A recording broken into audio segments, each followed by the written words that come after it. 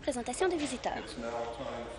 C'est maintenant le temps des déclarations des députés. Député de Prince-Édouard Hastings. Merci, Monsieur le Président. C'est assez. La semaine dernière, un de mes commettants a appris que 162 postes seraient retirés au système de soins de santé dans ma circonscription. 162 emplois qui affectent Belleville, le général Belleville, Prince-Édouard Hastings County Hospital.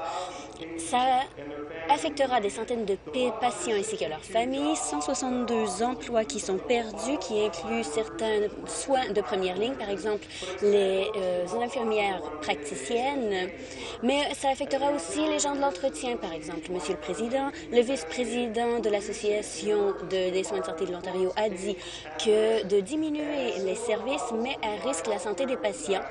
Et cela aura des effets dévastateurs. Monsieur le Président, ça aura un effet nuisible sur les patients tous les jours. Des centaines de gens se fient aux services de première qualité que nous obtenons à tous les jours.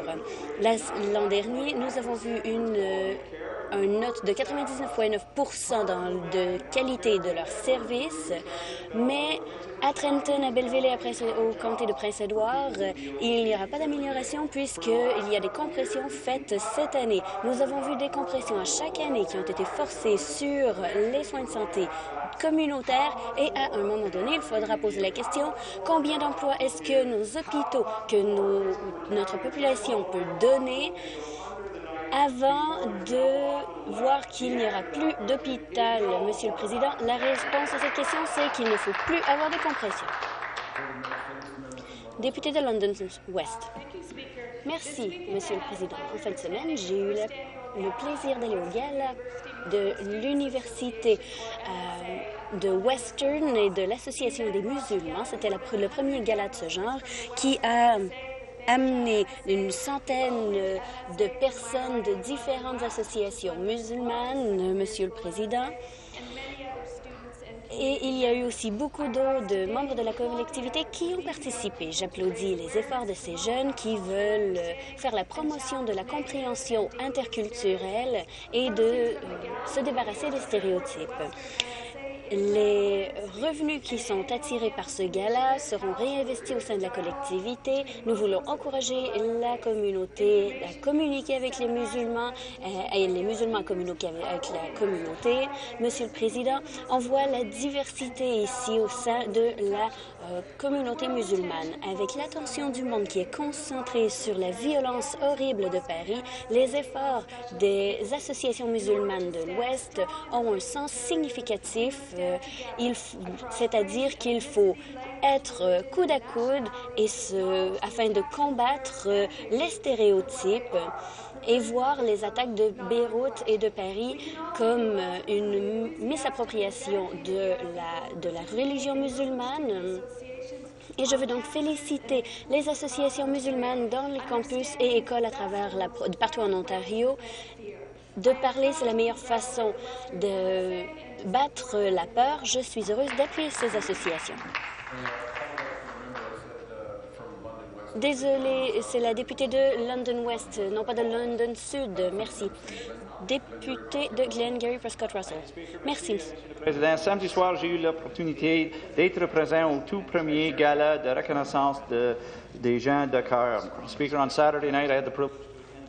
Monsieur le Président, j'ai été au premier gala de l'Embrun et c'était une excellente soirée où nous nous sommes rassemblés afin de célébrer les bénévoles de ma collectivité et de célébrer les entrepreneurs locaux ainsi que de reconnaître les leaders de ma circonscription. Je veux remercier tous ceux qui ont été nommés et féliciter ceux qui ont gagné les prix.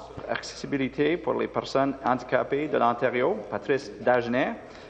Leadership alimentaire Bon Voisin, nouvelle entreprise de l'année, boulangerie du village, Service Excellence, Euphoria. Excellence en service, Jonathan Pitt. Et Monsieur le Président, plutôt que de choisir un gagnant, le Conseil a décidé que les 5 nominés obtiendraient le prix pour le bénévole. Je remercie Greg Gokosh, Mary-Claire Evansky. Monsieur le Président, nous étions très heureux d'avoir Jonathan Peake qui est venu parler à ce gala. Il a aussi gagné un prix. Il a 15 ans et il souffre de l'épidéramologie, l'EB, et il a fait un excellent discours dans 2 langues officielles. Je veux donc le féliciter tous les gagnants ainsi que Pierre Venu et le conseil municipal qui ont organisé une telle soirée. Merci, Monsieur le Président. Député de Lambton-Kent Middlesex, merci, Monsieur le Président. La semaine dernière, 3 de mes commettants ont été reconnus pour leurs accomplissements ainsi que leurs services et ils ont été introduits au Temple de la renommée de l'agriculture. Il y a différentes habiletés qui ont été reconnues. Et nous avons aussi reconnu le travail qu'ils font dans leurs différentes récoltes. Il y a Rex, qui est un conservateur, qui est quelqu'un qui fait de la conservation. Il travaille sur différents organismes de conservation de la nature. Je le félicite pour son introduction. De plus, il y a eu Bill et Diane Parks qui ont été introduits. Ils sont des spécialistes pour le ministère de l'Agriculture de l'Ontario et entre-temps, lui et sa femme ont commencé à cultiver les bleuets. Ils ont changé leur site agricole en 1979, en 90. Bill et Diane ont créé le magasin de bleuets de Parks qui emploie 10 personnes à temps plein, 25 à temps partiel. Ils travaillent aussi auprès de la Chambre des commerces de Kent. Ils sont les agriculteurs de l'année et ils ont reçu un prix pour l'Association des marchés de fermiers. De la part de tous mes commettants de Lambton-Kent Middlesex, je voudrais féliciter tous ceux qui ont été introduits au Temple de la Renommée en 2015. Merci. Député de London Fanshawe, Monsieur le Président, je prends la parole aujourd'hui afin de célébrer la Journée internationale des gens qui ont un handicap.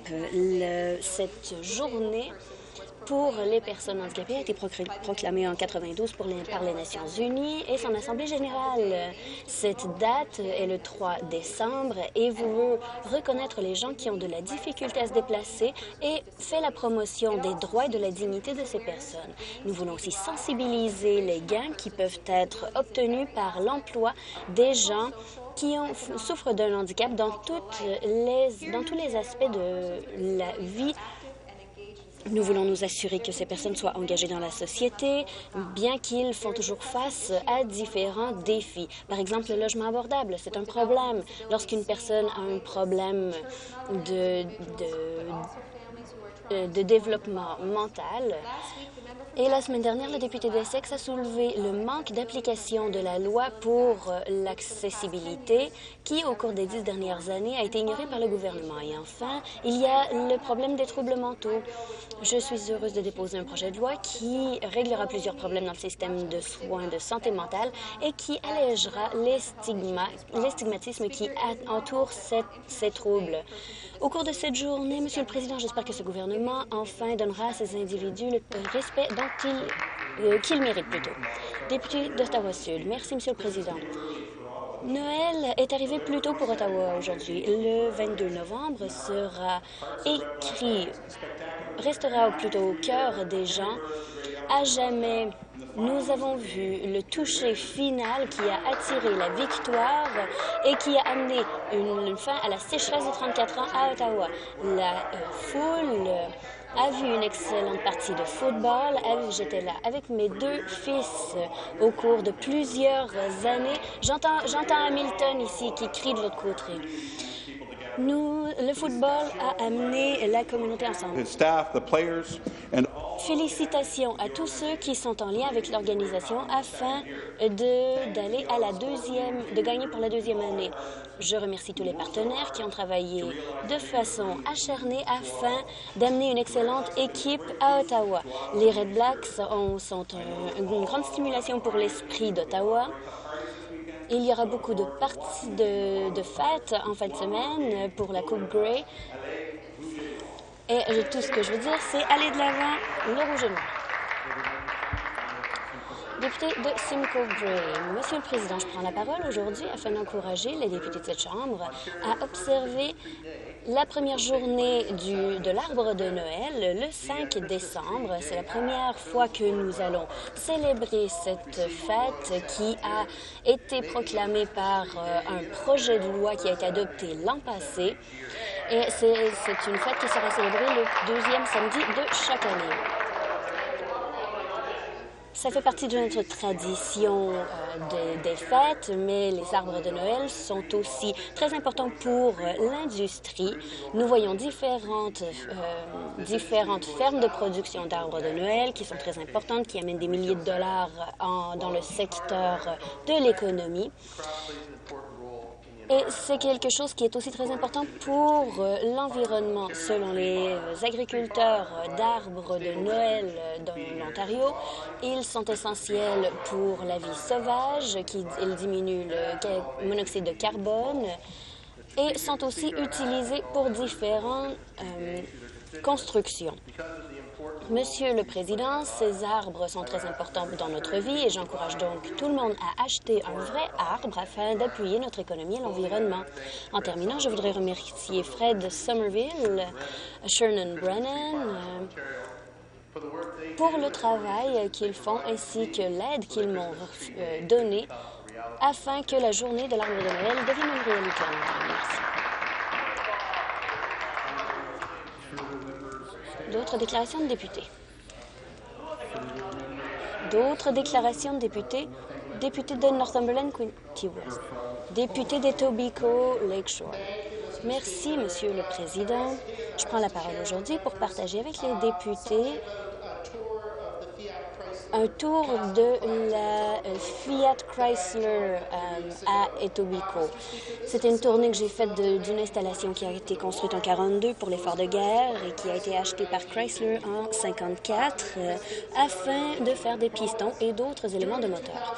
Au cours de 2008, lorsqu'il y a eu la crise, l'avenir de cette usine était incertain, mais lorsque Fiat l'a acheté, ils ont annoncé un investissement de 27 millions de dollars afin d'amener la production dans cette installation. En 2012, ils avaient près de 200 employés. Aujourd'hui, ils en ont plus de 530. Monsieur le Président, c'est l'une des usines en Amérique du Nord qui a de la technologie qui est novatrice.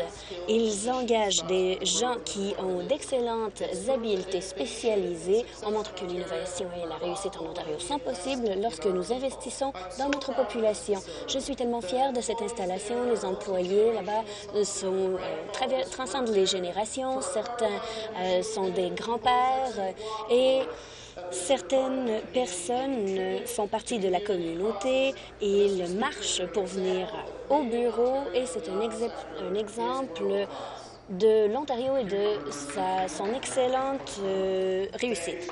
Le député d'Etobicoke Nord, Monsieur le Président, je prends l'occasion afin de partager de bonnes nouvelles de la bonne circonscription d'Etobicoke Nord.